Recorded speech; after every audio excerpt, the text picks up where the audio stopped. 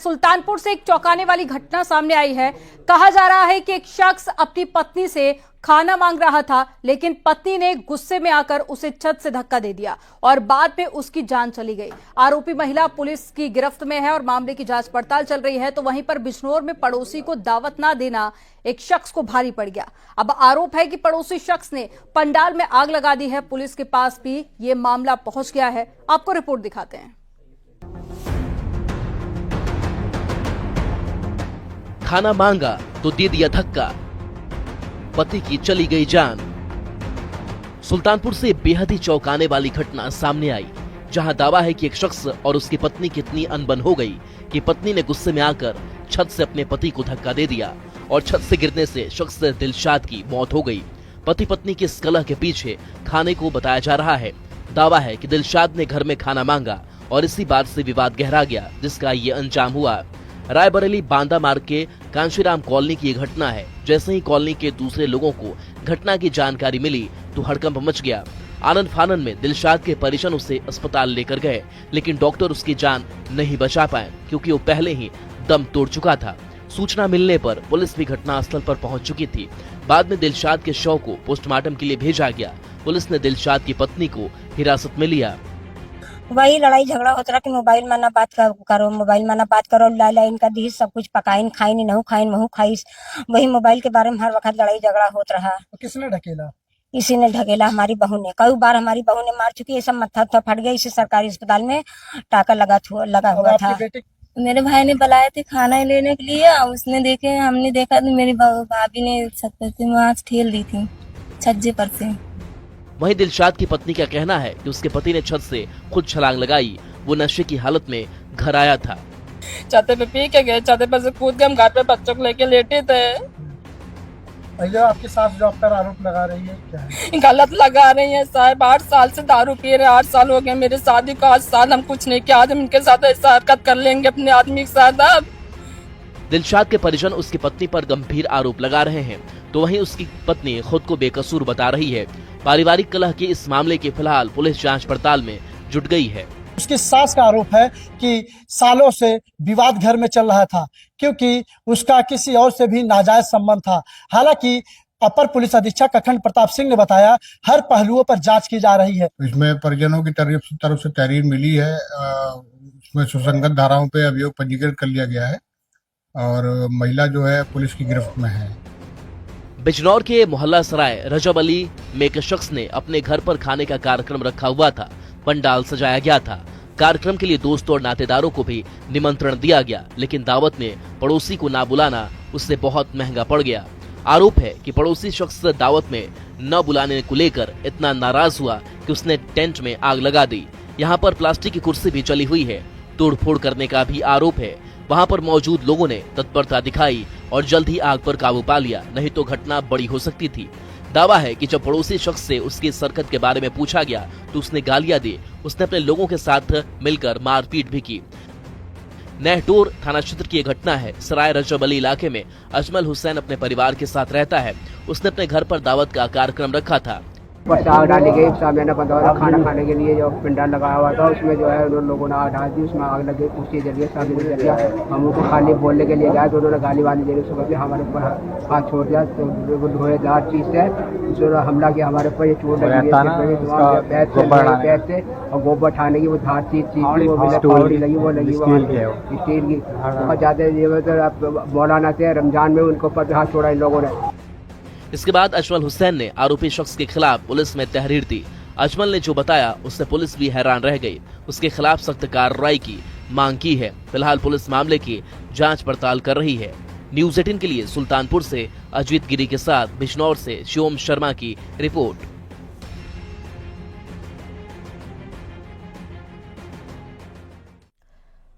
लखीमपुर खीरी में बाघ का आतंक देखने को मिला। यहां पर एक 60 साल के बुजुर्ग शख्स पर हमला कर दिया गया।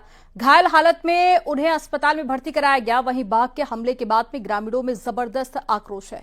रिपोर्ट देखिए।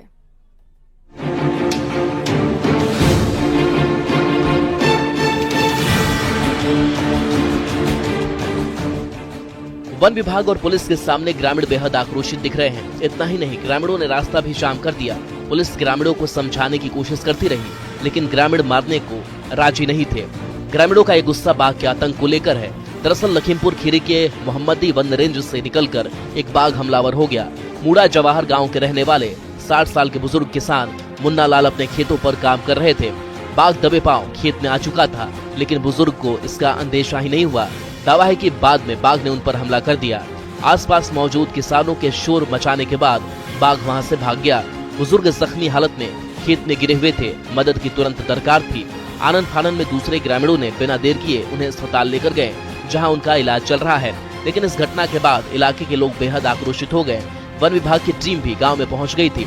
ग्रामीण उनके खिलाफ नारेबाजी करने लगे।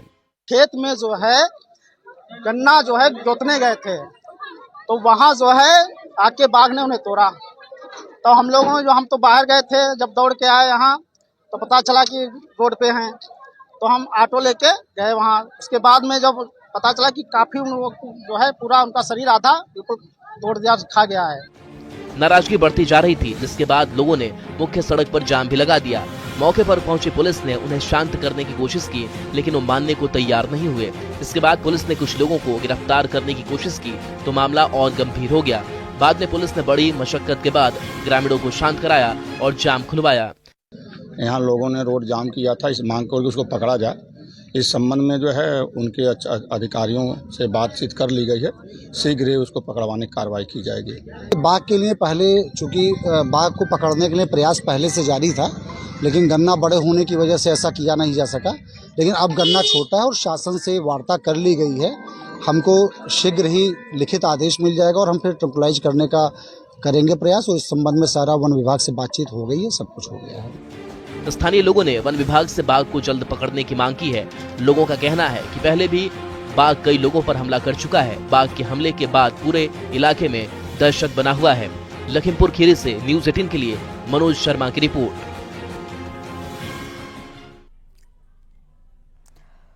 हनुमान जी पर श्रद्धा रखने वालों की संख्या करोड़ों में है। वहीं काशी का एक मुस्लिम लड़का बजरंगबली पर बड़ी आस्था रखता है। उसने उनकी पेंटिंग भी बनाई है, जो सोशल मीडिया पर काफी वायरल हुई। आपको रिपोर्ट दिखाते हैं।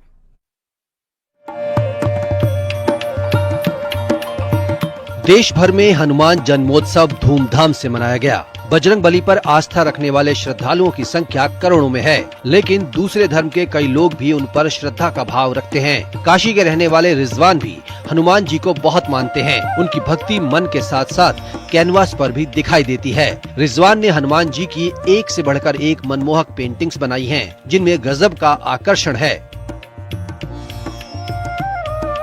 रिजवान मजहब के बंधनों को तोड़ते हुए संकट मोचक हनुमान की खूबसूरत पेंटिंग तैयार करते हैं। पिछले 5 सालों में वो न जाने बजरंगबली की कितनी तस्वीरें बना चुके हैं। रिजवान की इस कला को निखारने में उनकी टीचर का बहुत बड़ा योगदान है।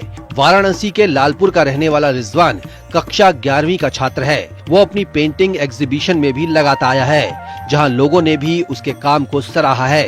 फूल से हनुमान जी की पोर्ट्रेट बनाई है और उनके माथे को तिलक को मैंने चावल से दर्शाया हुआ है, जो कि काफी अच्छा लग रहा है देखने में। तो कितने सालों से ये पेंटिंग बना रहे हो? अभी पिछले साल क्या संकट मोचन में भी एग्जीबिशन लगा चुके हो और जी, क्या लगाए थे? जी बिल्कुल, इसके पहले भी मैंने सन 2024 में संकट मोचन के एग्जीबिशन में हनुमान जी की पेंटिंग लगाई थी। रिजवान सिर्फ पेंटिंग ही नहीं बल्कि हनुमान चालीसा का भी पाठ करता है, जो उसे पूरी तरह याद है। जय हनुमान ज्ञान गुण सागर, जय कपीस तिहु लोक उजागर, रामदूत अतुलित बलिधामा, अंजनी पुत्र पवन सुतनामा, महावीर विक्रम बजरंगी, कुमति निवार सुमति के संगी, कंचन बरन विराज सुबेसा, कानन कुंडल कुंचित केसा, हाथ ब्रज और ध्वजा विराजे, काने मुँह सने ओसाजे। तो इस तरह रिजवान जहां बजरंगबली की भक्ति में लीन होकर अपनी कला का जादू बिखेर रहा है, तो उसकी ख्वाहिश है कि वो हनुमान जी की एक पेंटिंग पीएम मोदी को भी भेंट करे। वाराणसी से न्यूज़ 18 के लिए उपेंद्र द्विवेदी की रिपोर्ट।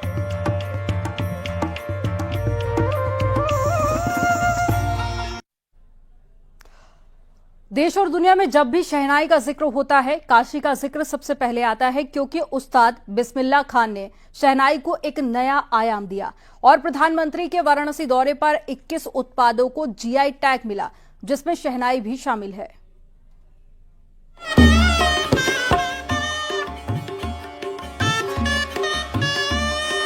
धर्मनगरी काशी में संगीत रचा बसा है। यहाँ का बनारस घराना देश विदेश में अपने संगीत वाद्य यंत्रों की विद्या के लिए जाना जाता है। काशी में इन वाद्य यंत्रों में खास शहनाई को भी तैयार किया गया है, जिसे अब और बड़ी पहचान मिली है। पीएम मोदी ने अपने काशी दौरे में यहाँ बनने वाली शहनाई को जीआई टैग सर्टिफिकेट दिया, जिसके बाद अब से यहाँ उत्पादन जियोग्राफिकल इंडिकेशन यानी कि जीआई के रूप में भी जाना जाएगा। पीएम मोदी ने जनसभा में मंच से काशी के रमेश कुमार को जीआई का सर्टिफिकेट दिया। उनकी 4 पीढ़ियां इस काम में लगी हुई हैं और अब उनकी मेहनत रंग लाई है। जीआई मिलने के बाद रमेश कुमार और उनका पूरा परिवार बेहद खुश है। कैसे शहनाई बनती है, और सबसे पहली बात जो है वो शहनाई को लेकर के जीआई टैग मिला, तो रोजगार को लेकर के कितना फायदा होगा और कितना परिश्रम का आप लोगों को फल मिला? सर, अब ये मुकाम तो हम नहीं जानते थे कि ऐसा हमको वो हो जाएगा, लेकिन आज ये मोदी जी का और समझिए योगी जी का देन है कि हमको सम्मानित मिला। ये अब बहुत खुशी की बात है, और उनका जितना समझ लीजिए कि उनका हर एक चीज जो हम निकालते हैं हम लोग को सब कुछ प्राप्त हुआ है। शहनाई को बनाने में 2 से 3 दिन का समय लग जाता है। इसे बहुत ही बारीकी के साथ तैयार किया जाता है। ये शीशम और सागवान की लकड़ी से बनाई जाती है। देश के अलग अलग हिस्सों से काशी की शहनाई को बनाने की डिमांड आती है। शहनाई घराना समझ लीजिए इसी जगह से बनारस से हुआ है, काशी से, और ये बनारस का ऐसा बनावटी होता है कि हम लोग इसका कुछ जो बचता है बहुत अलग ढंग का रहता है, अच्छा लगता है। तो आज बहुत दूर दूर के लोग बनारस से ही लोग शहनाई के लिए डिमांड रखते हैं, वहाँ से मंगवाते हैं। पेटेंट एक ऐसी ताकत है जिससे उस कला का कोई नकल नहीं कर सकता, उस नाम से कोई बाजार में अपना सामान नहीं बेच सकता। इससे उस विशिष्ट कला को कहीं भी विश्व के किसी भी क्षेत्र में हम भेजते हैं तो उसकी विश्वसनीयता मानी जाती है कि हाँ, ये कला, ये उत्पाद वहीं विशेष क्षेत्र का है। उससे उसको उचित मूल्य मिलता है और जो उसके कलाकार हों उसको पर्याप्त सम्मान मिलता है। किसी उत्पाद को जीआई टैग के जरिए किसानों और कारीगरों को बाजार में बेहतर दाम मिलते हैं। इससे रोजगार के नए अवसर मिलते हैं। सरकार के प्रयासों के चलते यूपी जीआई टैग प्राप्त उत्पादों की संख्या में लगातार शीर्ष पर बना हुआ है। यहाँ 77 जीआई उत्पाद जीआई टैग वाले हैं। बनारस में शहनाई के अलावा तबला, भरवा मिर्च, लाल पेड़ा, ठंडाई, तिरंगी बर्फी शामिल है। काशी में 32 उत्पाद जीआई टैग वाले हैं, जो लाखों लोगों को रोजगार देता है। वाराणसी से न्यूज़ 18 के लिए रवि पांडे की रिपोर्ट। 500 सालों तक सत्ता का केंद्र रहे अल्मोड़ा के मल्ला और रानी महल को अब डेस्टिनेशन वेडिंग के लिए विकसित किया जा रहा है, जो कि पहाड़ में पर्यटन को पंख लगाने का काम करेगा। आपको रिपोर्ट में दिखाते हैं।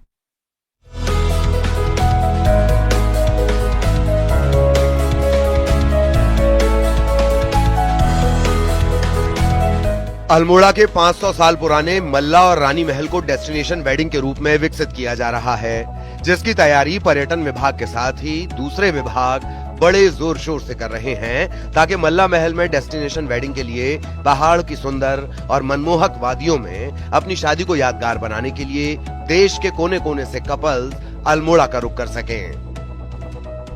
मल्ला महल का जो कार्य है वो अभी लगभग 95% पूरे हो गए हैं। केएमवीएन कुमाऊं मंडल विकास निगम द्वारा इसका जल्द ही हैंडओवर की कार्रवाई की जाएगी। तदुपरांत जो है जिला पर्यटन विकास समिति जो अल्मोड़ा में है समिति, उसके माध्यम से हम लोग इसमें एक विवाह कार्यस्थल वेडिंग डेस्टिनेशन के तौर पे इसको प्रमोट करने के लिए प्रस्तावित कर रहे हैं। 15वीं शताब्दी में राजा रुद्रचंद के बनवाए गए मल्ला और रानी महल कभी चंद राजाओं के गौरवशाली इतिहास तो कभी अंग्रेजों की गुलामी का गवाह रहा, और 1815 में अंग्रेजों ने मल्ला महल में अपनी कमिश्नरी बनाई। आजादी के बाद महल में अब तक चलने वाले कार्यालयों को नए कलेक्ट्रेट में शिफ्ट कर दिया गया है। ऐतिहासिक महल के एक हिस्से में म्यूजियम और संग्रहालय बनाया गया, तो दूसरे हिस्से में डेस्टिनेशन वेडिंग बनाने से जहां होटल व्यवसायी खुश हैं, इससे पहाड़ में पर्यटन बढ़ने की भी उम्मीद है।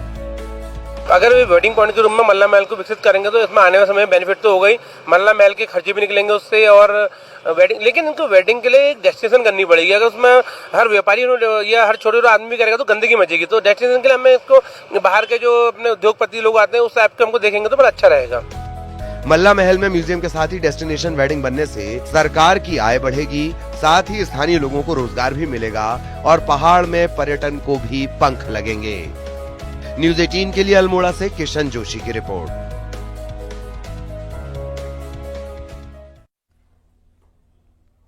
मध्य प्रदेश के दमोह में डॉक्टर डेथ की कहानी सामने आई।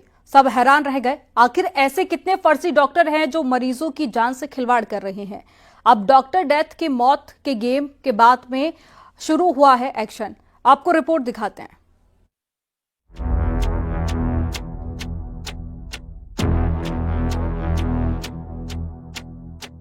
डॉक्टर कैम का मौत गेम, फर्जी डॉक्टर की कहानी। अब स्वास्थ्य विभाग का एक्शन, क्लिनिक की खुली पोल, डिग्री से लेकर लाइसेंस तक की जांच।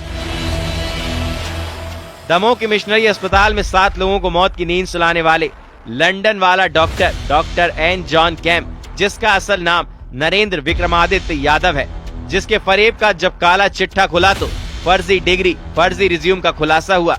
रिज्यूम में नरेंद्र ने खुद को बताया यूके का रहने वाला, लंदन समेत कई जगहों से डिग्री लेने का जिक्र। 2013 से 2017 तक जर्मनी में बताई थी तैनाती की कहानी। इस फर्जी डॉक्टर ने एमपी ही नहीं पूरे देश को हिलाकर रख दिया है, जिसने हार्ट सर्जरी के नाम पर 7 मरीजों की जान ले ली। इस खुलासे के बाद तो एमपी में हड़कंप मचा हुआ है। दमोह के डॉक्टर डेथ के बाद स्वास्थ्य विभाग अब एक्शन मोड में आ गया है।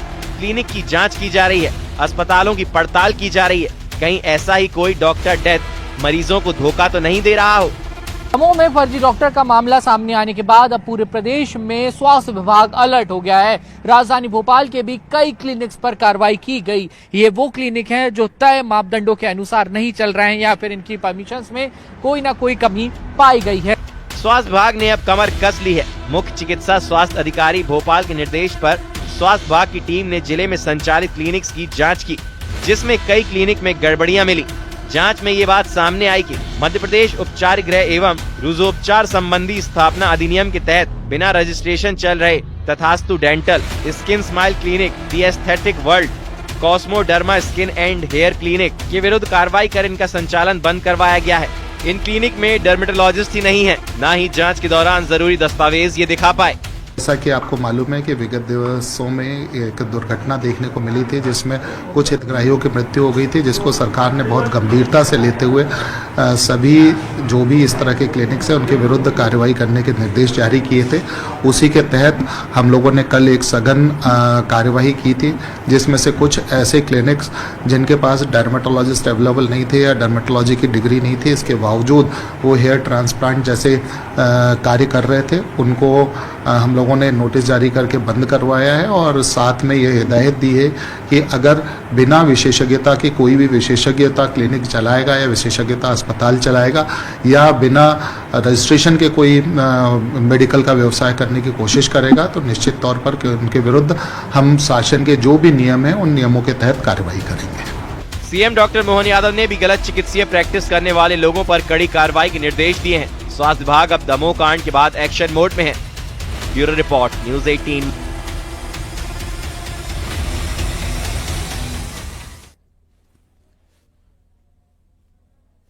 एक ऐसा पुल, जब कोई उस पुल से निकलता है तो वो खींच लेता है। आप भी सोच रहे होंगे कि आखिर अंधविश्वास की एक कैसी कहानी है। आपको एक रिपोर्ट में दिखाते हैं।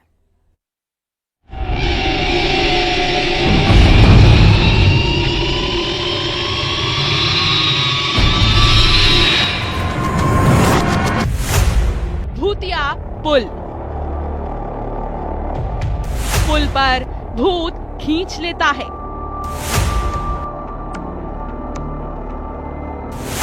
क्यों होते हैं यहाँ हादसे?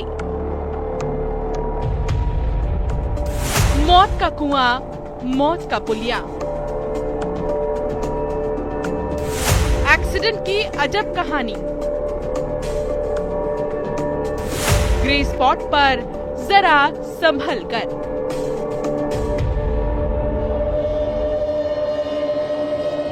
कहते हैं जितने मुंह उतनी बातें।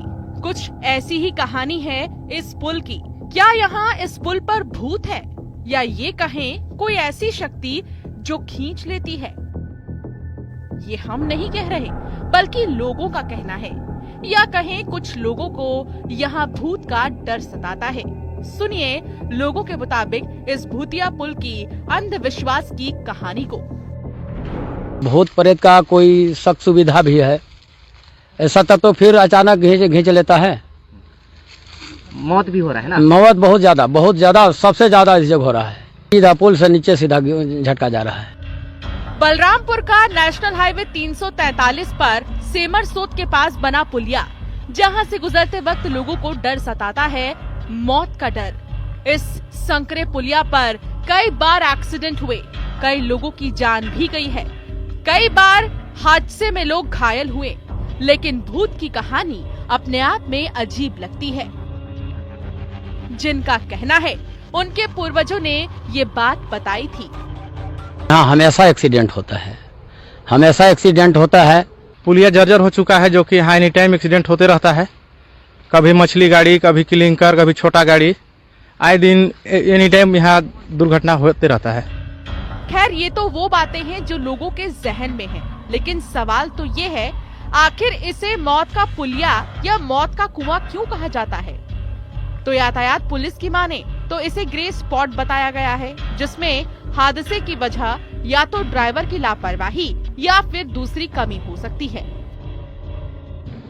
हादसे होने की कई सारी वजह होती है, कोई एक वजह जो है वो रिस्पॉन्सिबल नहीं होती है। कुछ तो ड्राइवर की गलती की वजह से होती है और कुछ रोड में खामियों की वजह से होती है, जिसको हम ड्राइवरों को तो समझाइश लगातार दिए जा रहे हैं और चालानी कार्रवाई भी किया जा रहा है। आखिर इस पुलिये पर गुजरते वक्त सफर कैसे आसान हो, कोई हादसा ना हो, इसके लिए प्रशासन कमर कसे हुए है, जिसमें अंधविश्वास की ऐसी कहानी यानी भूत खींच लेता है, स्पीड ब्रेकर है, ऐसे अंधविश्वास से बचें और ऐसे जगह पर सावधानी से गाड़ी ड्राइव करें। बलरामपुर में योगेश गुप्ता के साथ ब्यूरो रिपोर्ट, न्यूज़ 18।